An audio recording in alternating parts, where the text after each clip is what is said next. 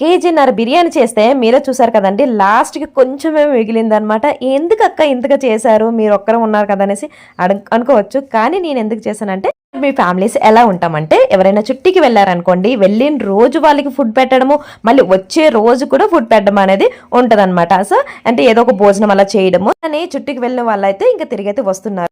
వాళ్ళ కోసం వెజ్ బిర్యానీ అనమాట. కేజీన్నర ఎందుకు అక్క అనేసి అనుకోవచ్చు. మా ఫ్యామిలీ మొత్తంకి ఇవ్వడానికి, అలానే మా బ్లాక్ లో కూడా నేను ఇవ్వడానికి అనమాట.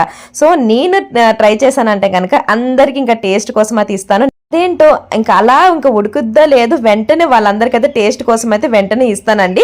ఏది చేసినా కూడా ప్రతి ఒక్కరు షేర్ చేసుకుంటాం అనమాట. అలా ఉంటుంది మా ఫ్యామిలీస్. ఇక్కడ ఉన్న వాళ్ళందరూ కూడా చాలా ముచ్చటగా ఉంటాము అండ్ కలిసిమెలిసి అయితే ఉంటామండి.